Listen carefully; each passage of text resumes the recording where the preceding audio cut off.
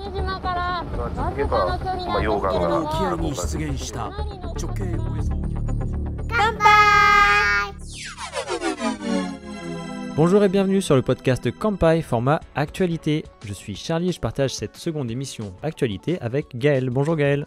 Salut Charlie. Aujourd'hui c'est notre premier podcast de l'année 2024 et donc comment on dit bonne année en japonais Gaël? Alors on le dit de deux manières. Avant le 31 décembre on dit Yoi Otoshio et depuis le 1er janvier on dit Akemashite Omedetou Gozaimasu. Au programme très diversifié par rapport à la dernière fois puisqu'on va parler à la fois de politique, d'économie, de sport, de santé et évidemment de tourisme. Et donc je te propose qu'on commence assez vite vu qu'on a un programme chargé aujourd'hui. Allons-y. Premièrement, peut-être on va parler du yen faible que l'on connaît depuis surtout cette année 2023 qui va peut-être avoir une fin à ce paradis du yen, on va dire, dans le sens où la politique monétaire ultra accommodante du Japon va prendre fin courant 2024 apparemment. Oui, c'est vrai que ça fait quelques années maintenant que le yen s'affaiblit face à l'euro, même si dans les dernières semaines de 2023, il s'est quand même un petit peu apprécié, mais on a quand même atteint des sommets depuis pas mal d'années. On n'avait pas vu un yen aussi faible par rapport à l'euro et au dollar, ce qui fait que c'est très intéressant en fait pour les Occidentaux. Mais on a effectivement des signes de plus en plus concrets que cette politique accommodante touche à sa fin. Pour faire face à l'inflation, le Japon a préféré prendre un autre courant que les autres pays peut-être, c'est-à-dire qu'il a continué à aller dans le sens de taux négatifs de l'intérêt par rapport au yen, enfin des intérêts du yen. Ce qui fait qu'on se retrouve aujourd'hui, nous, avec un plus fort pouvoir d'achat quand on va au Japon. Voilà, c'est ça qui est intéressant à retenir, c'est que nous, en tant que voyageurs étrangers qui arrivons au Japon, on bénéficie d'une parité euro-yen qui est favorable. Là, à l'heure où on enregistre, 1 euro vaut 158 yens, ce qui est quand même très intéressant.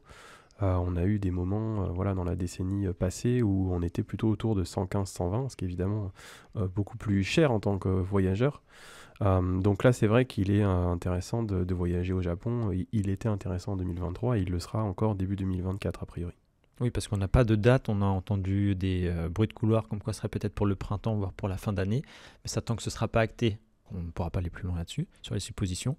Par contre, ça a l'air d'être clairement fait pour se faire en 2024, ça c'est sûr. Oui, là on est quasiment sûr. Jusqu'au député en chef de la Banque du Japon a annoncé que cette politique de taux d'intérêt négatif arrivait à sa fin prochainement. Et vu que le yen va se renforcer pour les mois qui arrivent, nous on ne peut que vous conseiller de faire vos achats, en tout cas pour tout ce qui est le transport au Japon, etc., en amont, puisque après vous allez subir quelque part ce fort coût. Déjà, on a eu la forte augmentation, on en a déjà parlé dans les podcasts, mais du JIRPAS en octobre 2023. Donc, les dépenses sont comptées pour la suite. Oui, c'est vrai qu'il y a pas mal de choses finalement qu'on peut réserver à l'avance. Alors évidemment, tout ce qui est souvenirs, nourriture, certaines entrées sur place se payent en yens et d'ailleurs souvent en liquide pendant le voyage. Donc là-dessus, on n'a pas vraiment de marge de manœuvre, à part au moment où on échange ses yens, peut-être si on le fait à l'avance. Mais il y a quand même un certain nombre de réservations qui sont faisables assez tôt. Alors souvent on commence par le vol, donc ça c'est vrai que ça a assez peu de prise avec le yen en soi, mais toute la suite, c'est-à-dire les hébergements, les transports comme tu l'as dit, et puis les activités, par exemple réserver des guides, réserver du wifi, réserver des parcs d'attractions, ce genre de choses, tout ce qu'on fait à l'avance. C'est vrai que c'est calé sur le cours du change, donc plus on s'y prend tôt en l'occurrence, et plus on est sûr de sécuriser entre guillemets ses achats, parce qu'on les paye en euros au cours actuel. Par exemple, si vous réservez un pocket wifi aujourd'hui, vous le payez en euros, mais le produit est en yens, vous allez le payer à tel montant. Si dans 6 mois, quand vous faites votre voyage, le yen s'est apprécié de 20% par rapport à l'euro, eh bien, le pocket wifi vous reviendra 20% plus cher. Tu me contrediras s'il y a un lien ou pas, mais tout à l'heure on parlera de l'augmentation du nombre de touristes au Japon et on peut que vous conseiller de réserver en amont tout ce qui est lié à vos guides, vos pocket wifi, etc. puisqu'il y a un stock limité et peut-être qu'il y a une fréquentation touristique qui va augmenter dans les années à venir. Oui, alors ça c'est difficile de l'anticiper, mais comme tu l'as dit, il est très important de réserver à l'avance. On le dit depuis très longtemps sur Kampai, on avait écrit un article dédié il y a pas mal d'années, avant le Covid, à ce sujet. Plus on s'y prend tôt, mieux c'est pour un grand nombre de produits et services liés au voyage au Japon. Et on sait qu'il y a un certain nombre de voyageurs qui s'y prennent un petit peu à l'arrache, entre guillemets, au dernier moment et qui sont souvent très déçus parce qu'il ne reste plus grand-chose.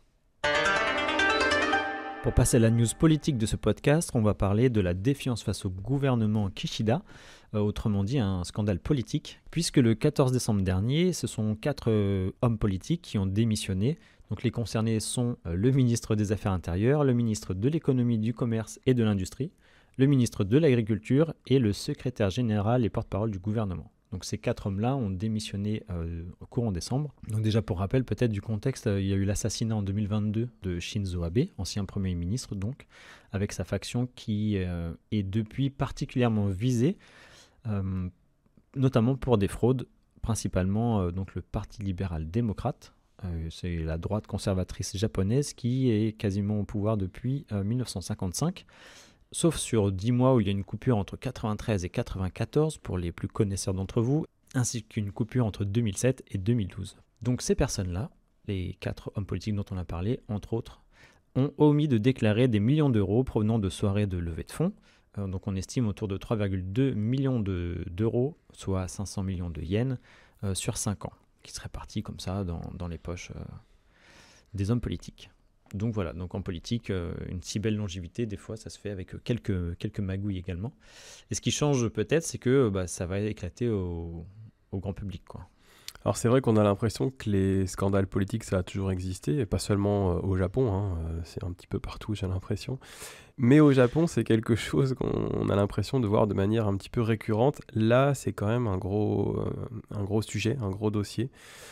C'est l'occasion aussi de faire une sorte de remaniement sans le dire, parce que au sein du Jiminto, donc, qui est le parti libéral-démocrate que tu as expliqué tout à l'heure, Charlie, il y a quand même différentes factions, et cette faction, depuis le décès de Shinzo Abe, est justement un petit peu dans le viseur.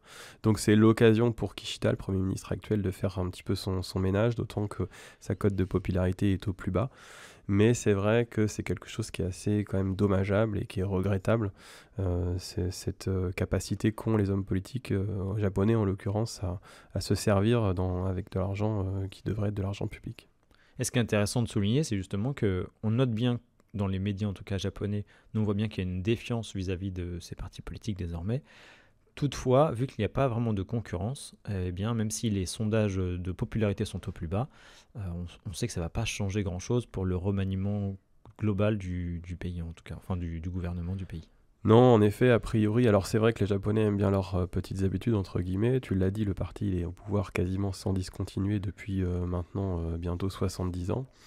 Et en plus, il y a peu de votants au Japon, c'est encore plus présent, je pense, qu'en Occident, c'est-à-dire que c'est surtout les personnes âgées qui votent, et comme elles sont très très nombreuses au Japon, elles sont très conservatrices par tradition, et c'est quelque chose qui apporte relativement peu de risques pour le PLD, en effet, même vu l'ampleur du dossier, ça ne devrait pas avoir beaucoup de conséquences.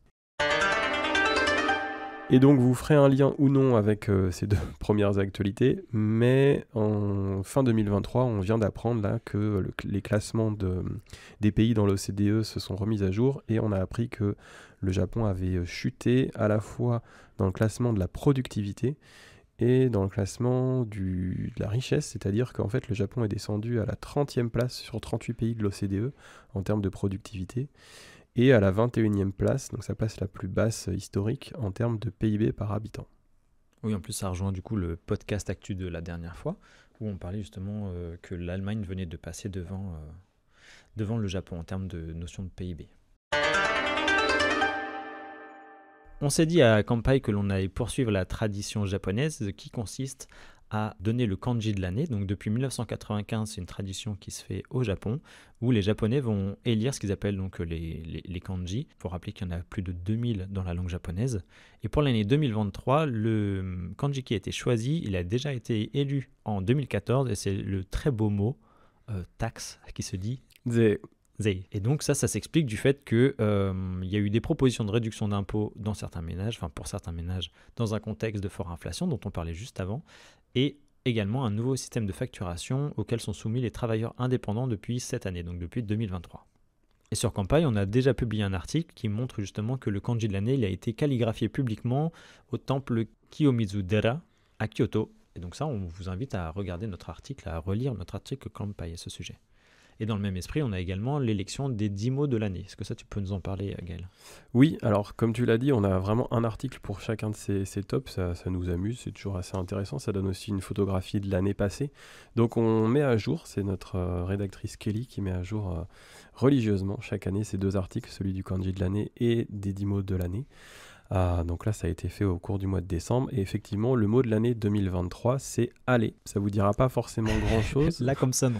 Mais c'est le slogan de l'équipe des Hanshin Tigers, qui est l'équipe de baseball d'Osaka, très connue sur place, et qui a gagné le championnat. Du coup, oui, ça faisait un petit moment qu'ils n'avaient pas gagné, parce que leur dernière victoire remonte à 1985. Donc ils ont fêté ça en grande pompe, et très logiquement, c'est devenu le mot de l'année.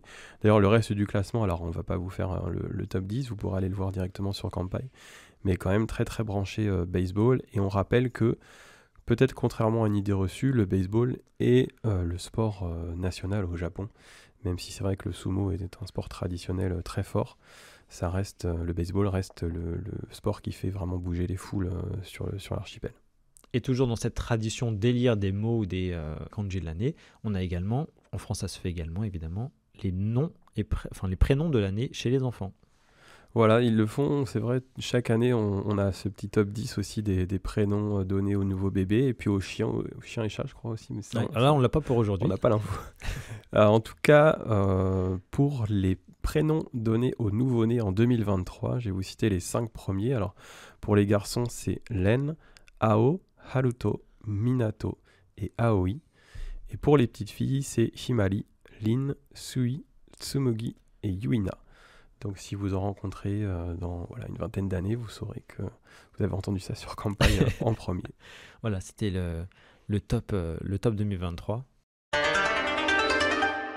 Et tout à l'heure, tu nous parlais de sport, et bien ça tombe bien. On va parler d'une grande star du baseball japonais qui officie désormais à l'étranger. Donc si nous, les noms de Messi, Tiger Woods ou Nadal par exemple vont résonner à nos oreilles comme de grands sportifs, eh bien celui de Shohei Ohtani, vous ne le connaissez peut-être pas, mais c'est déjà une légende du baseball pour tous les aficionados de cette discipline.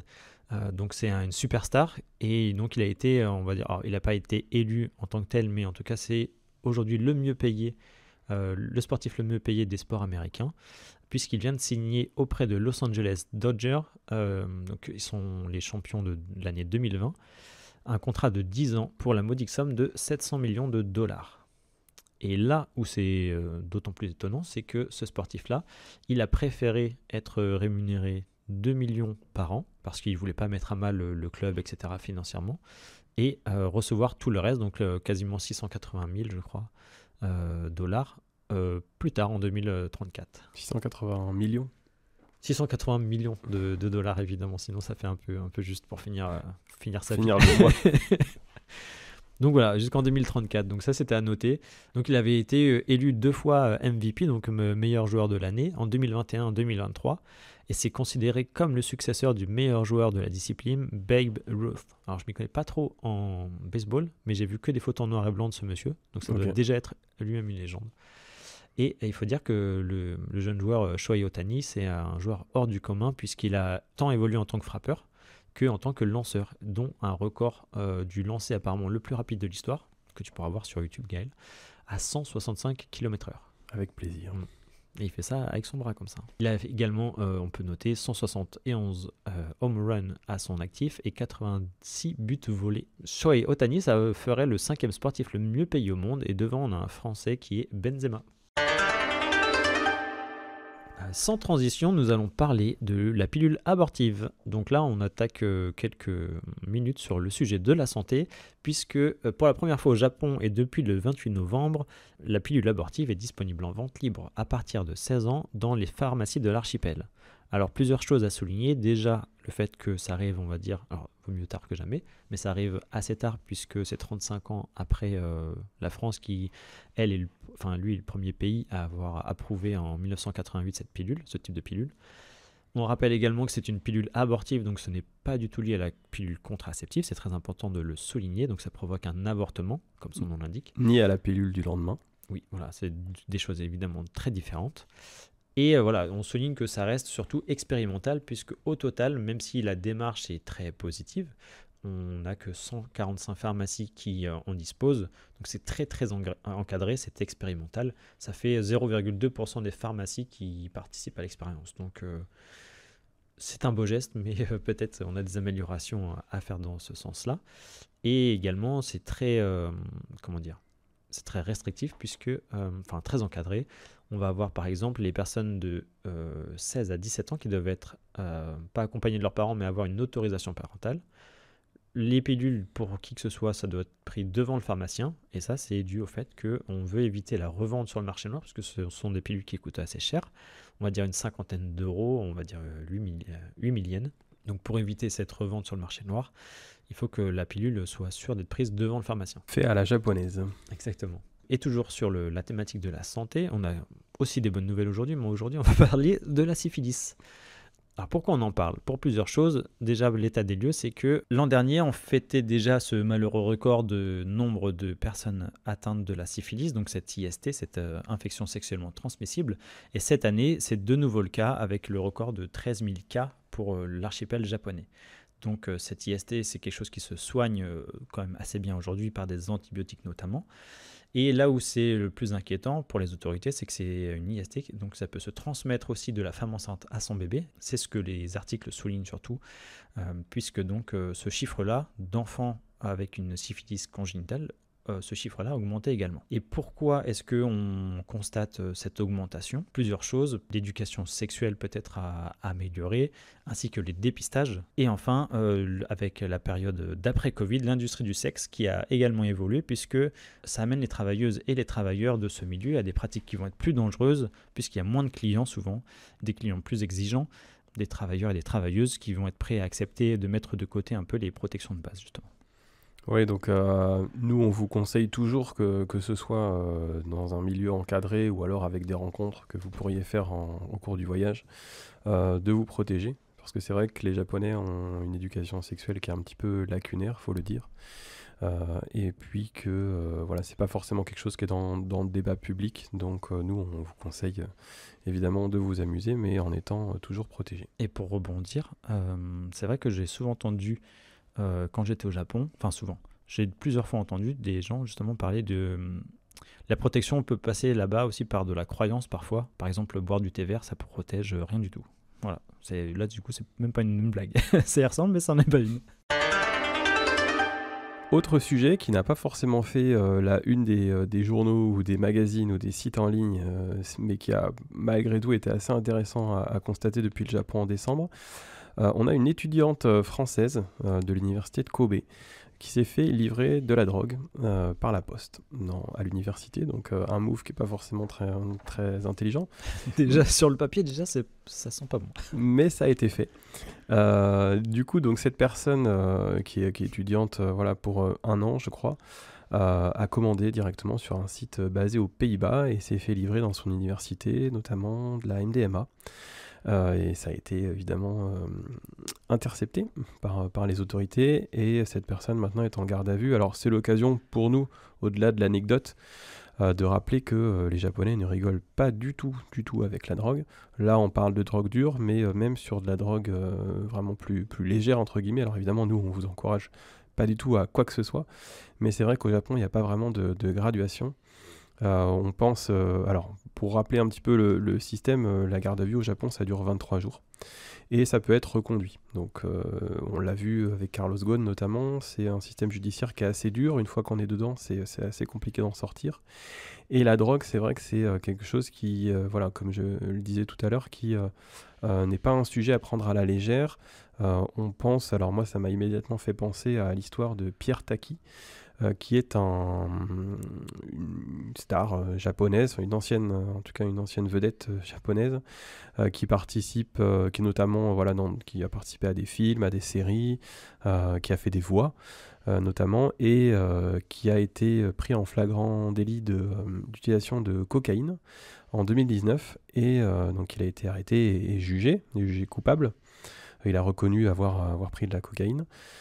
Et ce qu'ont fait les Japonais à ce niveau-là, c'est qu'ils ont retiré du marché le jeu Judgment de la série Yakuza, donc Like a Dragon, c'est Ryuga Gotoku en japonais. Ils ont retiré le jeu des étagères du marché et ils ont édité le jeu, ils l'ont modifié pour changer en fait son personnage dans le jeu, et la sortie occidentale de Judgment, donc ce jeu, a été complètement modifié en fait pour que son personnage n'apparaisse plus. Il était également le doubleur du personnage de Olaf dans La Reine des Neiges, et pareil, les DVD ont été retirés de la vente, et il a été remplacé, en fait la voix a été remplacée par un autre acteur. Donc voilà, c'est quelque chose de très sérieux, et on vous encourage à tout prix à éviter absolument de prendre de la drogue quand vous allez au Japon. Enfin tout le temps, mais en particulier au Japon, notamment, voilà, même si c'est par exemple du cannabis, il faut absolument éviter parce que ça pourrait vous apporter de très très gros ennuis. Oui, les conséquences ne sont pas les mêmes que dans votre pays de résidence. C'est ça. Et désormais, on va attaquer un volet plutôt lié au domaine du tourisme, et on va commencer avec le fiasco autour de l'exposition universelle, celle qui est prévue à Osaka en 2025, du 13 avril au 13 octobre 2025. L'ouverture de la billetterie s'est faite déjà 500 jours avant l'ouverture de l'exposition, et cet événement se tiendra à Yumeshima, sur donc l'île artificielle de la baie d'Osaka. Comme je le disais, la billetterie a déjà ouvert 500 jours en amont, et on espère vendre 60% des tickets avant le début de l'événement. C'est un événement phare évidemment pour le Japon, qui n'a pas pu compter, on en reparlera dans quelques instants, sur les JO il y a quelques années déjà. On espère au total 23 millions de billets de vendus à la fin de l'événement, et on peut dire que tout ne se passe pas comme prévu, tant lié au coût des matériaux qui retardent les chantiers, qu'au manque de main-d'œuvre, et aussi aux incompréhensions entre pays. Et ça, c'est quelque chose que je ne connaissais pas moi personnellement pour l'Expo universelle. C'est que les pays étrangers, c'est eux qui vont s'offrir les pavillons d'exposition, ce qu'on appelle les pavillons de type A. Donc il y en a 56 à construire, et en fait ils se font sur demande des pays étrangers, donc le design, etc. c'est le pays qui va le commander au Japon.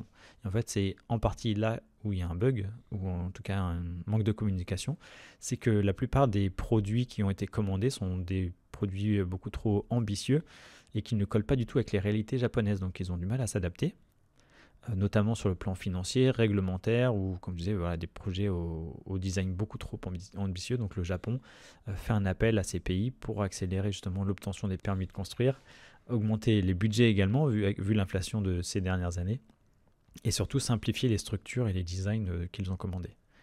Donc le coût actuel de l'événement, qui est supporté à la fois par les acteurs locaux et nationaux, il s'élève à 1,6 milliard de dollars, soit 235 milliards de yens, et c'est le double de l'estimation, enfin c'est le double de la dernière estimation en date. Et par rapport au contexte international de ces dernières années, la Russie, elle, s'est retirée pour d'autres raisons, évoquant un manque de communication avec l'hôte, tandis que le Japon, lui, exprime un désaccord évidemment avec le comportement de l'État russe et la philosophie de cet État, qui n'a rien à voir avec la philosophie de l'exposition universelle. Est-ce que tu aurais quelques mots à nous dire sur le tourisme, justement, l'impact touristique Oui, alors on a l'impression en fait que c'est un très très gros événement et qu'il aura des impacts assez forts en fait sur le tourisme. En réalité, pas tant que ça. En tout cas, nous, c'est ce qu'on estime. Comme tu l'as dit, c'est un événement qui dure sur 6 mois, contrairement à des événements comme la Coupe du Monde de foot ou de rugby, ou alors les Jeux Olympiques qui sont très resserrés. Donc c'est vrai qu'on n'attend pas forcément de grosses difficultés à ce moment-là. Il y aura des voyageurs, des visiteurs supplémentaires. 23 millions, je ne suis pas sûr.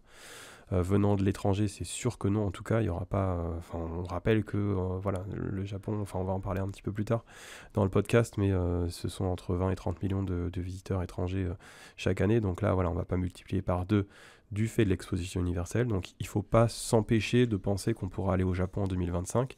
Évidemment, plus on y va tôt, mieux c'est, mais il y aura pas. Le Japon ne sera pas un pays inaccessible en 2025 à cause de l'exposition universelle. Évidemment, il y aura des ajustements faits sur la ville d'Osaka en elle-même, mais ce n'est pas la ville principale du tourisme au Japon. Et il sera relativement simple, je pense, de l'éviter, surtout que c'est dans la baie, c'est sur l'île artificielle, donc ce n'est pas forcément des lieux où on transite en fait.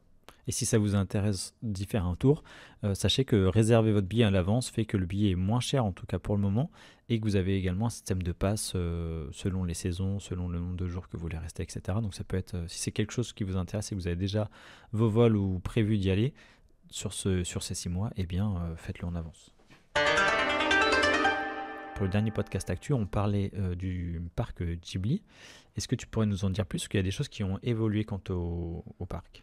Oui, alors le parc Ghibli, il est constitué de 5 zones, hein, comme on le savait. Donc la dernière zone va ouvrir, elle, en mars 2024, donc c'est tout proche de nous, c'est dans 2 mois. Et le parc Ghibli ouvre enfin un nouveau système de billetterie, donc à partir du 10 janvier, qui permettra d'acheter un ticket unique pour l'accès à l'ensemble des zones. Alors il restera toujours les tickets avec une zone, 2 zones ou des combinés qui sont pas très pratiques.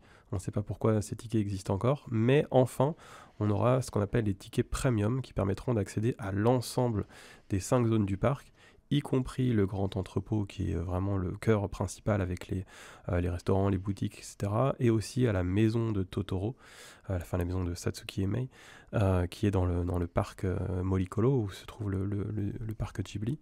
Donc on va pouvoir à partir du 10 janvier accéder aux tickets premium, donc toute zone pour à partir du mois de mars. Donc les tickets seront vendus un peu sur le même système que ceux du musée Ghibli, c'est-à-dire que le 10 du mois, on pourra acheter les tickets pour, alors là ce ne sera pas pour le mois suivant, mais pour 2 mois après. Donc le 10 janvier, les tickets du mois de mars, 10 février, les tickets du mois d'avril, etc. Ce sera toujours très très compliqué à obtenir depuis l'étranger, sachant que les tickets premium coûtent quand même quasiment 8 000 yens l'unité, ce qui fait à peu près 50 € à l'heure actuelle. Il sera toujours recommandé de passer par une agence pour les avoir à l'avance, pour ne pas être déçu, parce qu'en plus il y a des quotas évidemment, donc ils sont limités en nombre.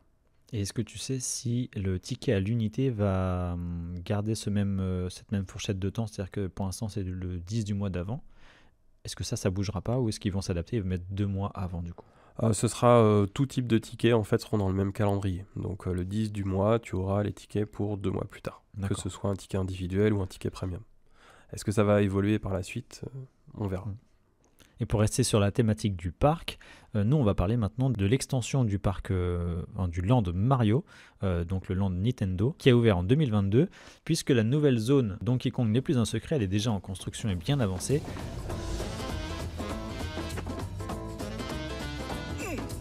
L'attraction phare de ce land sera le roller coaster, designé à partir des jeux vidéo de Donkey Kong. Et ce roller coaster va nous promettre un tracé accidenté qui nous fera peut-être le premier bond parmi les roller coasters, avec un tremplin au-dessus d'un piège rempli de pics dressés vers le ciel, où on sera harnaché sur un chariot minier. Et donc le but de cette attraction, ça va être de protéger la banane d'or tout en circulant autour d'un temple d'or géant. Donc un parc visuellement très thématique. Là ils ont sorti une bande-annonce récemment, au mois de décembre, puisqu'on sera donc plongé au cœur de la jungle, une jungle parsemée de cabanes en bois, et on pourra se pavaner au son des tam-tams qui, je pense, ont l'air d'être à disposition du public. Donc il y a beaucoup de références aux jeux vidéo. Est-ce que tu peux nous en donner quelques-unes? Par exemple, est-ce que ça te dit quelque chose, le fait de récupérer les lettres dans le jeu vidéo? Oui, K-O-N-G. Exactement. Déjà, tu sais écrire Kong. Donc voilà, donc ça c'est pour gagner une vie par exemple dans les jeux vidéo, je crois. Et donc il y a tout le marketing autour du jeu vidéo qui se met en place également, puisqu'on va voir, comme pour le land de Nintendo, le bracelet connecté. Et tout un lot de goodies, comme déjà depuis le 6 décembre, on peut acheter des boîtes de chocolat et des bonbons, etc., aux effigies de Donkey Kong et de tous ses comparses. Donc la zone Super Nintendo World, elle est très très populaire à Universal Studios. Il y a beaucoup de gens maintenant qui vont à Universal Studios, donc basé à Osaka, on le rappelle, pour accéder à Super Nintendo World. Donc on va faire un petit rappel sur comment y accéder. Il y a 2 méthodes en fait. Il faut de toute façon acheter un ticket d'entrée au parc Universal Studios Osaka. Quand vous achetez un ticket d'entrée, vous avez la possibilité d'acheter un coupe-fil qui s'appelle Express Pass. Donc il y en a soit des Express Pass pour 4 attractions ou pour 7 attractions. Et quand vous achetez un Express Pass, vous pouvez choisir des attractions, dont l'une des attractions du parc Nintendo World. À l'heure actuelle, c'est soit Mario Kart, soit Yoshi. Si vous avez un Express Pass avec une attraction de Super Nintendo World, vous êtes sûr de pouvoir accéder à cette zone du parc. Si vous n'avez pas d'Express Pass, que c'est trop cher pour vous, par exemple, que vous arrivez trop tard, encore une raison pour réserver à l'avance, vous pouvez, en arrivant au parc dès l'ouverture, vous rendre tout de suite à la zone Super Nintendo World pour demander un ticket horodaté. Donc grosso modo, vous allez dire, voilà, dès 9h du matin, vous allez vous rendre à la zone Nintendo World, vous allez demander un ticket, on va vous dire, voilà, vous devrez revenir dans la zone à telle heure, ça peut être 10h, 14h ou même 19h, et vous pourrez accéder à la zone Nintendo World en respectant cet horaire.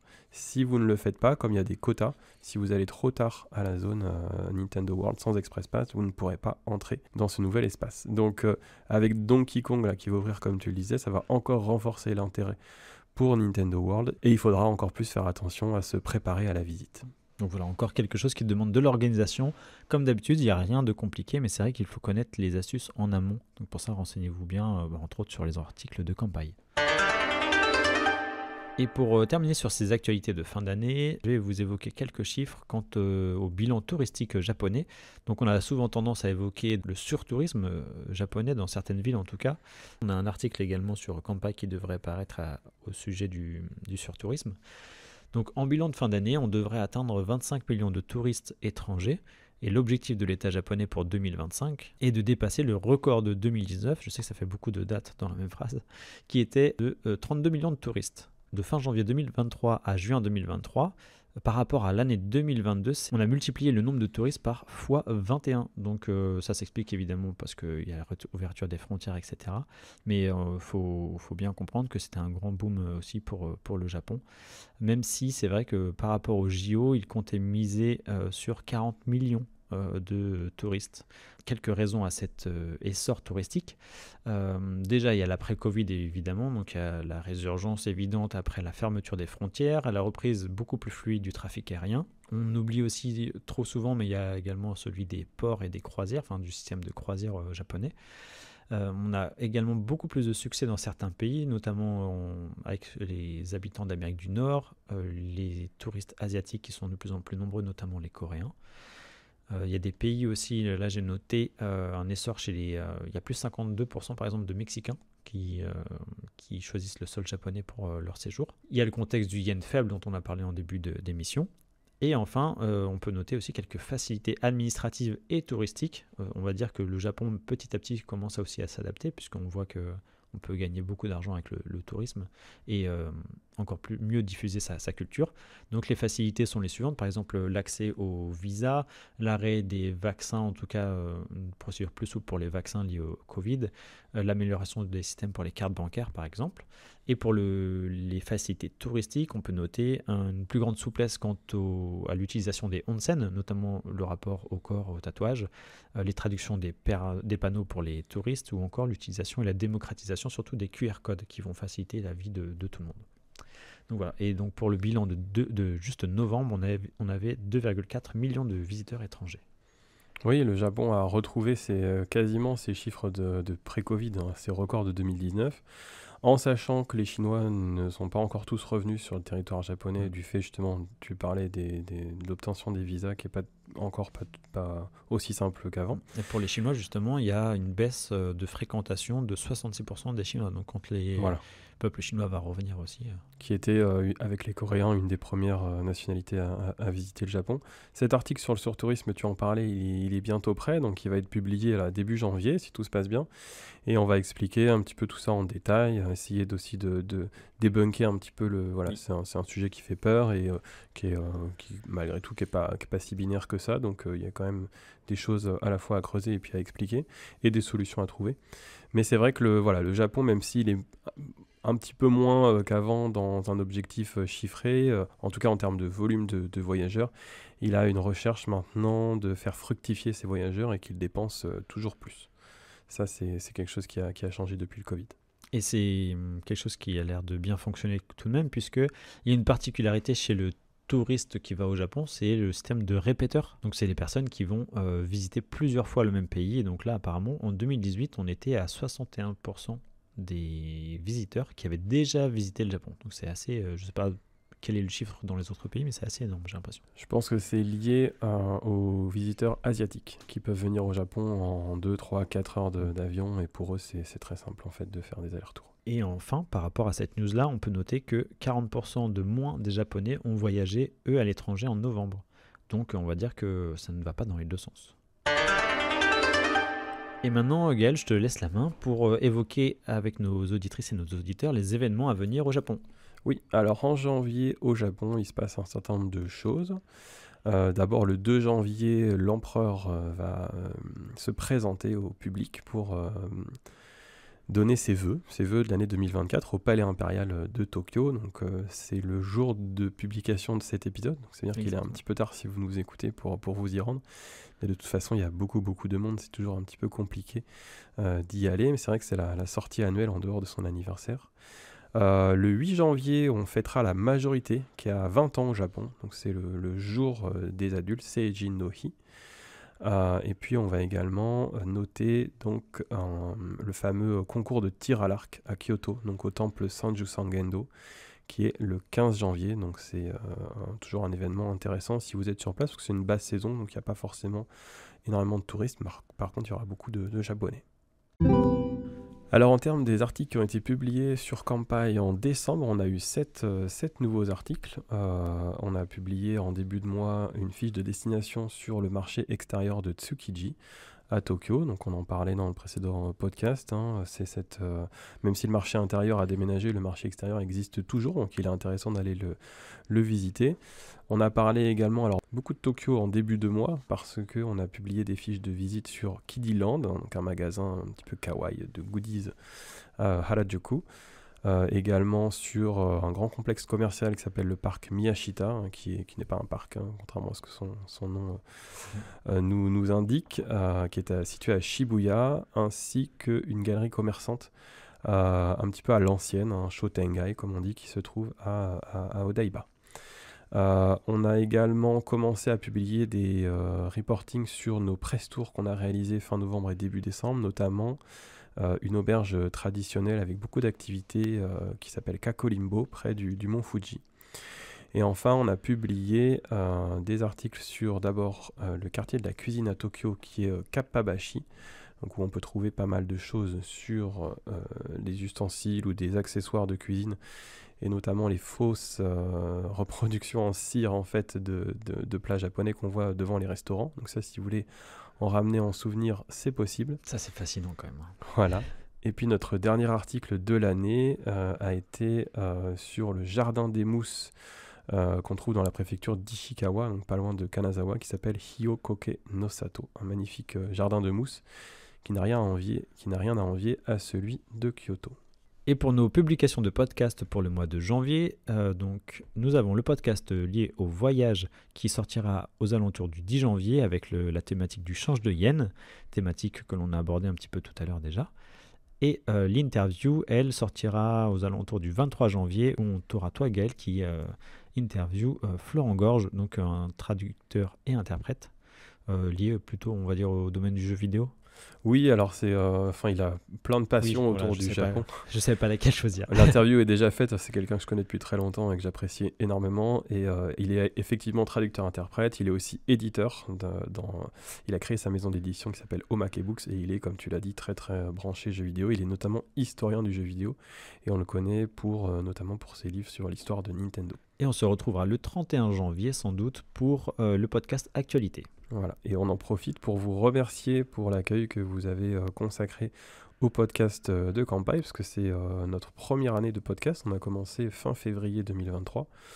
On a fait un petit récap. On a publié 22 épisodes cette année.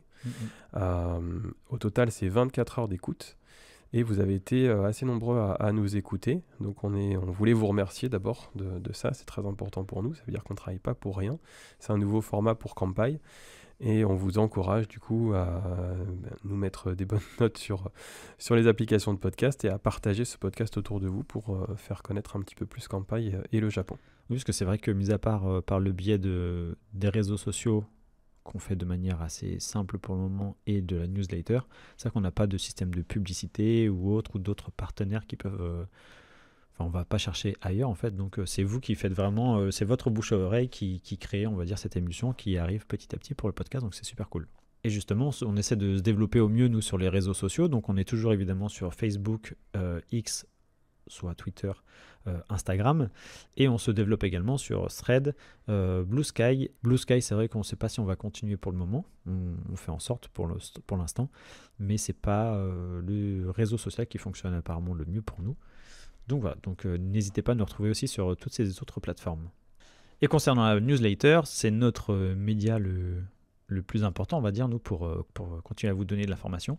N'hésitez pas à vous abonner et à la publier également à vos proches. Donc je crois qu'on a fait le tour des actualités de décembre, Gaël, pour cette nouvelle année et ce premier podcast Actualité. Je te remercie de l'avoir partagé avec moi, évidemment. Et nous, on se retrouvera prochainement donc avec Marjorie pour le podcast lié au change du yen. Est-ce que tu as un dernier mot pour nos auditrices et nos auditeurs ? Merci à tout le monde de continuer à nous écouter. Et puis on vous souhaite d'ores et déjà une bonne année 2024 pleine de Japon, on l'espère. Ah oui, et si vous avez des cadeaux en retard, n'oubliez pas que vous pouvez offrir des livres sur la thématique du voyage au Japon, notamment notre dernier tome 4 spécialisé sur Tokyo avec des petites cartes, etc. dedans. À bientôt Gaël. Salut Charlie et merci. Au revoir. Retrouvez plus d'actualités Japon sur nos podcasts.